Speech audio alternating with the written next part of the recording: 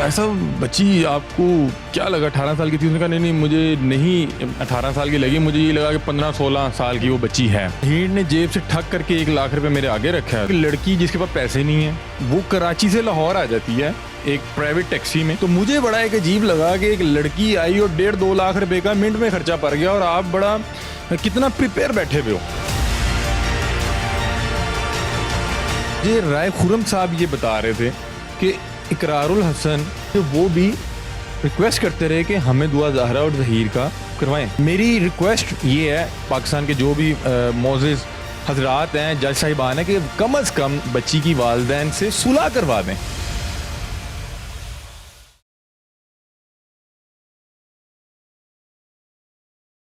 अस्सलाम वालेकुम। डेली धरती के साथ में हूँ आपका मेज़बान रेहान हैदर। नाज़रीन, मेरे साथ मौजूद हैं एक निजी टीवी चैनल के एंकर अली हमज़ा, जो कि दुआ ज़हरा के मामले पर बड़े एक्टिव हैं, तमाम केस को फॉलो अप कर रहे हैं। इनका अपना भी एक यूट्यूब चैनल है, उस पर ये व्लॉग्स भी करते हैं। कोई भी अपडेट आती है तो अपने जो व्यूअर्स सब्सक्राइबर्स हैं उन्हें अपडेट दे देते हैं। ये मेरे दोस्त भी यार मुझे कॉल करके कह रहे थे कि रेहान भाई आज आपका भाई दुआ ज़हरा का इंटरव्यू करने जा रहा है, तो हुआ नहीं। तो आज ये भी पूछते हैं और केस में आगे क्या पेशरफ्त हुई है वो भी इनसे जानते हैं। अस्सलाम वालेकुम। वालेकुम सलाम। अली भाई कैसे हैं? अल्हम्दुलिल्लाह, आप कैसे हो रेहान? अल्हम्दुलिल्लाह। अली भाई सबसे पहले तो ये बताएं कि आप रात को 1:30 बजे कॉल करके कह रहे हैं सुबह आपके भाई के चैनल पे वीडियो लगेगी दुआ ज़हरा और ज़हीर का इंटरव्यू, क्यों नहीं हुआ? असल में आपको जैसे कि पता है कि मैंने आपको और 1-2 यूट्यूबर्स को कॉल करके बाकायदा बताया, क्योंकि दोस्त साहब आप है कि यार हो सकता है कि कल मैं दुआ ज़हरा और ज़हीर का इंटरव्यू करने जाऊं। तो ये बताने का ये मकसद था कि यार मुझे भी ये लोग ये रब्ता कर रहे हैं और हो सकता है कि मुझे इंटरव्यू दें, लेकिन मैंने आपको याद होगा कि साथ ये भी कहा कि मुझे उम्मीद है कि एंड टाइम पे भी कोई मसला बन जाए और मुझे इंटरव्यू ना दिया जाए, और ऐसा ही हुआ वहाँ पे जाकर। क्या हुआ वहाँ पर जब आप चले गए इंटरव्यू करने, तो आपने क्या देखा? मैं आपको बल्कि जाने से एक दिन पहले की बात बताता हूँ। मेरे पास स्क्रीनशॉट्स पड़े हुए हैं और मैं आपको रिकॉर्डिंग्स भी दूंगा कि जो ये ज़हीर का भैया शबीर, ये मुझे मैसेज करके ये कह रहा है कि यार एडी मलिक करके कोई यूट्यूबर हैं, उन्होंने हमारे हक़ में वीडियोस की, तो हमने फिर उसको अपना इंटरव्यू दिया और आपने बाद में देखा होगा कि दुआ और ज़हीर ने भी दिया, तो आप भी एडी मलिक की तरह मुझे मेरे हक़ में कोई वीडियोस करें ताकि हम आपको इंटरव्यू दे सकें। तो मैंने इनको बताया कि यार मैं एक टीवी चैनल के साथ मुंसलिक हूँ और टीवी चैनल्स पे रोज़ जैसे यूट्यूब पे लोग हर दिन में 2-2 चीज़ें डाल रहे होते हैं, 2-2 वीडियोस एक ही केस पे डाल रहे होते हैं। तो मैंने कहा यार हम लोग नॉर्मली इस तरह करते नहीं हैं, हमें वहाँ पे बड़ी चीज़ चाहिए, बड़ी खबर चाहिए, और वो बड़ा इंटरव्यू जो है दुआ ज़हरा और ज़हीर का है। तो इन्होंने कहा अच्छा आपको मैं ज़रूर कराऊंगा, और इसने मुझे टाइम दे दिया। मेरे को मैसेज पड़े हैं, मुझे कह रहा है कि आपका कल हर सूरत करवाएंगे, आप राय साहब से भी रब्ता कर लें। राय से भी मैंने एक बार रब्ता किया, राय ने मुझे कहा कि इंशाल्लाह आप राय खुरम जो वकील हैं दुआ ज़हरा और ज़हीर के, दुआ ज़हरा और ज़हीर के। तो जिस दिन इन लोगों ने मुझे टाइम दिया हुआ था, मैंने ऑफिस से निकलने से पहले इन्हें कॉल की कि यार मैं जिस टीवी चैनल से आ रहा हूँ मुझे यहाँ पर 100 लोगों को बता के आना पड़ता है कि यार मैं क्या करने जा रहा हूँ, तो अगर तो हो सकता है तो मुझे बताएं, ये ना हो कि मुझे वापस आके यहाँ पर 100 लोगों को जवाब देना पड़े, क्योंकि मैं उससे कंफर्म कर रहा था कि यार ये मूड में है भी या नहीं। उसने कहा भाईजान आप आ जाएँ, आप राय साहब के ऑफिस में जाके बैठें, और मैं बताऊँ कि मुझे उसके अल्फाज जैसे कि आप वहाँ पे बैठें, जाके लेटें, सोएं, सिगरेट पिएँ, राय साहब का ऑफिस अपना घर ही है। आप राय साहब शबीर के अल्फाज से, ये शबीर के अल्फाज से। अब राय साहब की मेरी पहले मुलाकात नहीं थी, ये केस आपको पता है 2-2.5 माह से चल रहा है। मैंने इससे पहले राय से ना तो मिला हुआ था और ना मैंने उनका इंटरव्यू किया हुआ था। अब मैं गया तो एक ना मेरे दिल में वो भी था कि यार मैंने कुछ लोगों का बड़ा सख्त इंटरव्यू किया, आपको पता जो इस केस के साथ मुंसलिक थे, तो मैंने कहा कि यार इन्होंने कोई वीडियो अगर देखी हुई ना तो मेरे लिए बड़ा मसला बन जाएगा। लेकिन बहरहाल मैं चला गया। अब मैंने देखा कि राय के ऑफिस में जैसे गए ना तो वो देख के कुछ बहुत ज़्यादा हमें खुश नहीं था। आपको पता है कि आपको पता लग जाता है कि कौन आपको पसंद कर रहा है, कौन नहीं पसंद कर रहा। बहरहाल मैंने उसको जाके तारुफ़ कराया, मैंने कहा जी आपसे बात भी हुई थी और फ़लाँ टीवी चैनल के लिए आपका ना इंटरव्यू करना चाह रहा हूँ। उसने कहा अच्छा बैठ जाए। शबीर ने बुलाया, मैं कहा हाँ जी। मैं कहा, उसने कहा बैठ जाए। अब मैं बैठ गया, मैंने कहा राय साहब आपका भी साथ करेंगे, ठीक है। और उन्होंने कहा अच्छा चलो कर लेने हैं। तो अब ना मैं उतनी देर में ना इनसे, आपको पता है बीइंग एन इंटरव्यूअर आपने एक कीड़ा होता है कि यार मैं पता करूँ कि, यानी कि यार मेरी बात सुनिए, एक बंदा कोई ऐसा काम करेगा जो आम हालात में मुमकिन नहीं है या आम हालात पे आप नहीं एक्सपेक्ट करते किसी बंदे से, तो आप ये तो पूछना चाहोगे ना कि यार इसने किस चीज़ के उसमें आके, इन्फ्लुएंस में आके, या जब ये फ़ैसला कर रहा था तो इसके जहन में क्या चल रहा था। तो मैंने उन्हें कहा कि यार राय साहब बच्ची आपको क्या लगा 18 साल की थी? उसने कहा नहीं मुझे नहीं 18 साल की लगी, मुझे ये लगा कि 15-16 साल की वो बच्ची है। तो मैंने कहा राय साहब आपने मतलब कि इस तरह के पहले भी कोर्ट मैरिजेस करवाते हैं, तो मुझे इसने बताया कि मैं इस तरह से जो कोर्ट मैरिजेस के केस है मैं नहीं पकड़ता, और मैं ये कह के इनकार कर देता हूँ कि भाई मैं 1 लाख रुपया चार्ज करूँगा। तो नॉर्मली जो लड़का लड़की घर से भागे होते हैं उनके पास कहाँ से 1 लाख रुपये आ गया। तो कहते हैं कि ज़हीर ने जेब से ठग करके 1 लाख रुपये मेरे आगे रखा है, तो अब मुझे ज़ाहिरी बात है करनी पड़नी थी। तो अब मेरे लिए बड़ी एक हैरानगी की बात ये थी कि एक लड़की कराची से लाहौर आती है। कैसी एक अफसानवी कहानी है। मेरा ख्याल है कि जो पाकिस्तान में फ्लॉप फिल्म्स हो रही हैं उन्हें भाई इससे सबक सीखना चाहिए। आपके पास इतना अच्छा स्क्रीन प्ले मौजूद है कि एक लड़की जिसके पास पैसे नहीं है वो कराची से लाहौर आ जाती है एक प्राइवेट टैक्सी में, जिसको वो ये कहती हैं कि जी मैं जाके आपको पैसे दे दूँगी। वो आती हैं, शबीर साहब और ज़हीर साहब, क्या मतलब कि उनकी मोहब्बत में कैसी बरकत डली हुई है कि वो 40-50 हज़ार रुपया रेंट देते होंगे टैक्सी वाले को, लाख रुपया जाके वकील को दे रहे हैं जी निकाह कराने का, उसके बाद फिर पूरा पाकिस्तान घूम रहे हैं। मैं अपने वीलॉग में भी इस बात का जिक्र किया कि मेरे लिए अगर अल्लाह ना करे कभी कोई लड़की अपने घर छोड़ के मेरे घर आए ना, तो सबसे पहले मेरे वालिद साहब मेरी टांग तोड़ेंगे, ठीक है, और फिर मुझे भेजेंगे कि इस लड़की को खैर व आफियत से घर छोड़ के आओ, और ताकि दूसरी टांग तुम्हारी वो लोग तोड़ें। तो मुझे बड़ा एक अजीब लगा कि एक लड़की आई और 1.5-2 लाख रुपए का मिनट में खर्चा पड़ गया, और आप बड़ा कितना प्रिपेयर बैठे हुए हो। मैं पहले से तैयारियां हो चुकी हुई। मैं एक अच्छी जॉब कर रहा हूँ, लेकिन मुझे भी अचानक से 1.5-1.5-2 लाख रुपए की ज़रूरत पड़ेगी, तो मुझे पता है कि मैं आप जैसे 2-3 दोस्त अब आपसे हेल्प मांगूंगा, मेरे पास नहीं होगा 1.5-1.5 लाख रुपया। तो मेरे लिए ये चीज़ें ना बड़ी हैरानगी की बाइस थी कि यार अच्छा वाह यार, ये तो मोहब्बत में बरकत भी डली भी है कि कहीं से पैसे भी आते जा रहे हैं। तो मैं ना अब मज़ीद राय साहब से पूछने लग गया, तो मैंने कहा यार अच्छा राय साहब के ना मतलब एक चीज़ बहुत से लोगों को पता है, मुझे ये बात शबीर ने भी कही और राय साहब खुद भी बता रहे थे, मैं ये नहीं बताऊंगा कि किसके मुतालिक बता रहे थे। उन्होंने मुझे कहा कि आपका एक यूट्यूबर दोस्त है, आप भी उनको बहरहाल जानते हैं। मैं समझ गया हूँ, ठीक है। तो उन्होंने इतवार वाले दिन जब मुझे कॉल की तो मैंने उनको अच्छी खासी इज़्ज़त अफजाई की। अच्छी खासी का मतलब जान रहे हैं कि मैंने तुम्हें कहते मैंने उसको कहा कि हुन मैंने कॉल ना करी, हुन तेरी मैंने कॉल आई तो फलाना, क्योंकि जो राय साहब है ना वो हफ्ता और इतवार लाहौर में नहीं होते, और वो मतलब कि किसी दूसरे शहर से यहाँ पर आकर मतलब कि काम कर रहे हैं। तो वो उनका कहना ये है कि मैं ये हफ्ता इतवार जो है ना वहाँ पर होता हूँ, अपने फैमिली से मिलने जाता हूँ। तो उसी यही बात मुझे सेम शब्बीर ने भी कही थी कि आप हफ्ता इतवार को उनको कॉल ना कीजिएगा, वो माइंड करते हैं। तो मेरे लिए ये भी बड़ी हैरानगी की बात थी कि कैसा मतलब कि इससे अच्छा स्क्रीन प्ले क्या हो सकता है। लड़की आ गई उधर से, वो बंदा कितना को अच्छा इनको मिला कि फ़िल्म चल रही है कि एक बंदे ने कहा कि आप ठीक है मुझे लाहौर जाके पैसे दे देना। मेरे जैसा अल्लाह ना करे लाहौर से इधर इस तरह से आया होता तो वो यहाँ पे आके दौड़ लगाया था, फिर क्या करना था। एग्जैक्टली ठीक है कि आपको पता कि ये बंदा अल्लाह का मुझे ले है कराची से लाहौर, और अब मुझे इसे 30-40-50 हज़ार रुपये देना पड़ेगा, तो मैं उधर निकल के दौड़ लगाया था। अल्लाह ना करे इस तरह होता नहीं आम हालात में ना।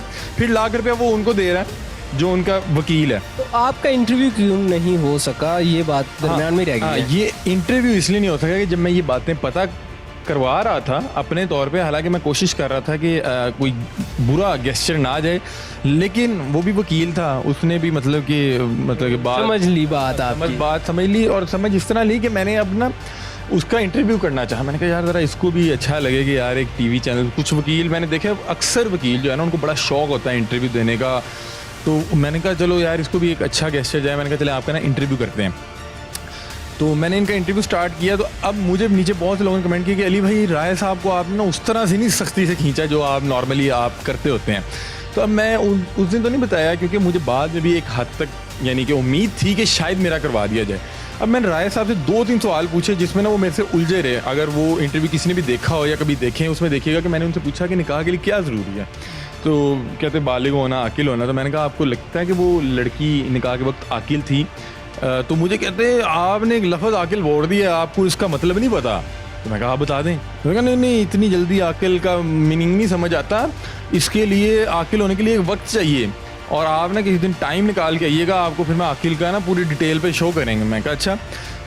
अब देखें मेरा उससे ये मेरा वाकई मेरा भी पॉइंट ऑफ व्यू यही है कि भाई आप एक बच्ची को, आपको बालिग का तो पता लग जाएगा ना फिजिकली कि यार ये लड़की बालिग हो गई, लड़की को भी पता लग जाएगा, आकिल का कब पता लगेगा? कि 14-15 साल की बच्ची को आप 10,000 रुपया नहीं पकड़ाते कि ये अपनी मर्जी से कहीं खर्च ना कर रहा है। ऐसे ही है कि आप उसको अक्लमंद समझ ही नहीं रहे ना। तो 15-16 साल की बच्ची कैसे अक्ल वाली हो सकती है, वो कैसे अपने लिए एक बेहतर फैसला कर सकती है, और जबकि वो बच्ची जो सिर्फ 3 क्लासेस बड़ी भी है और एक ऐसे शख्स के लिए अपने घर को छोड़ के आ गई जिससे वो सिर्फ मोबाइल गेमिंग ऐप पे बात करती थी। मुझे तो लगता है कि ये एक बच्ची का अकल से कोई ताल्लुक ही नहीं है। मुझे लोग नीचे कह रहे थे कि आप बच्ची के मतलब इस तरह ना कहें, वो उनके इन्फ्लुएंस। भाई मैं कहूँगा, भाई मैं किसी एक भी पार्टी को सपोर्ट नहीं करता। मैं ये भी सवाल उठाया था कि भाई काज़मी साहब ने जब ये बात की थी कि 14 हमने बच्ची का मस्जिद में ऐलान करवाया, तो मैंने उधर भी ये सवाल किया कि भाई 15 साल की बच्ची का तो मस्जिद में ऐलान नहीं होता। मस्जिद में ऐलान तो 3-4 साल की बच्ची का होता है। अल्लाह ना करे किसी की 14, 15 या 20 साल की बच्ची जब घर में नहीं मिलती तो मस्जिद में ऐलान करने नहीं जाता, क्योंकि आप ये बेहतर समझ। बिल्कुल। हाँ, तो मैं तो भाई कोई पार्टी हूँ ही नहीं, लेकिन जो एक चीज़ समझ में आ रही है वो ये चीज़ है कि वो बच्ची अक्लमंद नहीं हो सकती। दुआ ज़ाहरा और ज़हीर से आपकी मुलाकात नहीं हुई फिर? मैं आपको बताता हूँ उसके बाद हुआ क्या कि ना, अब इनका राय साहब का इंटरव्यू करने के बाद हम वहाँ पे बैठ गए। मैंने शबीर को कॉल किया, उसने कहा जी हम आधे घंटे में आ रहे हैं, घंटे में आ रहे हैं, 1.5 घंटे में आ गए। अब ना मेरे प्रोडक्शन और मुझसे पूछे यार क्या सीन है, मैंने कहा यार वो आ रहे हैं, वो कह रहे हैं। जब दरवाज़ा खुले मुझे लगा अभी दुआ ज़ाहरा और ज़हीर आएंगे। मैंने क्या प्रिपरेशन की थी, मैंने कहा यार आज ये सवाल पूछूंगा, बच्ची से पूछूंगा तो सही कि कल को ये तुम्हें छोड़ दे तो क्या करना है। बहुत ही शादियाँ नाकाम हो जाती हैं, और मैं लड़के से ये पूछूंगा ज़हीर से कि जो बच्ची 15-20 साल अपने माँ बाप के घर में रही, बता रही है कि मैं पिज़्ज़े और पराठे खा के बड़ी हुई, वो अपने माँ बाप के खिलाफ आज कल इतने 3 फुट छलांगे मार के बातें कर रही है, तो ये अगर अल्लाह ना करे तुम्हारे घर से जिस दिन भाग गई, बाप का घर छोड़ना मुश्किल था ना, बाप का घर छोड़ना मुश्किल था। जो तुम्हारे घर दौड़ के आई है, वो किसी ने अगर अल्लाह ना करे तुम्हारे घर से दौड़ के चली जाए, तो वो जब बच्ची इस तरह के बयान देगी कि जी है था गैंग, मुझे ये करवाते थे, मैं 14 साल की थी और उन्होंने मेरे साथ जो भी किया, तो इसको लग पता जाएगा। अब मैं ये सवाल मेरे जहन में चल रहे हैं, तो उतनी देर में ना फैसल खान सूरी, एडी मलिक और वो जो एनी है वो जी अंदर आ गया। हाँ क्या हाल है जी, ठीक है अली भैया आपकी तरफ। मैं कहा जी शबीर ने मुझे भी टाइम दिया था। अब मुझे पता था कि इनको भी शबीर ने टाइम दिया है, क्योंकि ये एक नरेटिव को भी लेके चल रहे हैं, उनको बिल्कुल सपोर्ट करते हैं। हाँ, तो अब ना हम लोग बैठे रहे। अब मुझे ना वहाँ पे ना एडी मलिक को जो राय खुरम साहब उन्होंने ना अपने ऑफिस में अंदर, ऑफिस के अंदर एक कमरा और था, उधर बुलाया, बातचीत चल रही है। अब ना एक फ़ोन कॉल राय साहब उठाते हैं और उसको ना एक मखसूस चैनल, मेरे चैनल के नहीं, एक मखसूस और चैनल का नाम लेके ना कहते हैं फलाना रहन दो। अब मुझे ना ये लगा कि ये शायद मेरे मुतल्लिक की बात कर रहे हैं, और ना मुझे दिल में हुआ कि यार लगता है कि ना इन्होंने मना कर दिया। मैंने उसमें शबीर को कॉल की, शबीर उस टाइम अब फ़ोन काटे उठाए ना, लेकिन मैंने कहा यार अब बैठे में हैं एक उम्मीद पे, और 2-3 यूट्यूबर्स और भी हैं, हो सकता है आज तकरीबन 5 घंटे होने वाले थे। उसमें एक बार राय साहब ने हमें चाय भी ऑफ़र की और हमने चाय भी पी। तो 5 घंटे बाद मुझे ना राय साहब ने कहा अली हमजा साहब आप अंदर आइएगा। मैं गया जी, उन्होंने कहा जी वो अब एडी मलिक और फैसल खान सूरी नहीं, मुझे बुलाया, उन्होंने कहा जी उन्होंने तो ऐसे करके ना इनकार कर दिया, उधर थ्रेट है या पता नहीं क्या व्हाट्सएवर। अब मैंने कहा यार, उन्होंने कहा करवा देंगे आप बेफिक्र रहें। अब बहरहाल मैं ना फिर भी वहाँ खड़ा रहा, ठीक है, इनका देखते हैं क्या कहते हैं। तो बहरहाल मेरे सामने फैसल सूरी और एडी मलिक और ये लोग निकले। मैंने शबीर को कॉल मिले, मैंने कहा यार ये क्या जाती है। उस टाइम उसने मेरी कॉल उठा ली, उन्होंने कहा अली भाई आपको देंगे। आज अचानक से थ्रेट आ गया, हमारे ऑफिस को ही आ गया, इस तरह किया, तोड़ फोड़ की और फलां। मुझे वो बताऊँ, मुझे गुड नाइट के मैसेज करता होता था कि अली भाई गुड नाइट, और मुझे बड़ा ऑकवर्ड सा लगता था कि आपने हमारी हेल्प करनी। मैंने कहा जी ज़रूर। बचपन के दोस्त छोड़िए गुड नाइट बोल रहे हो। बट मुझे अब लगे कि यार मुझे कहे कि यार हमारी हेल्प भी कीजिएगा। मैंने कहा ज़रूर यार, एक मामला है, मैं तो भाई न्यूट्रल होकर ज़रूर सवाल करूँगा यार, आपके पास जवाब आप ज़रूर दें।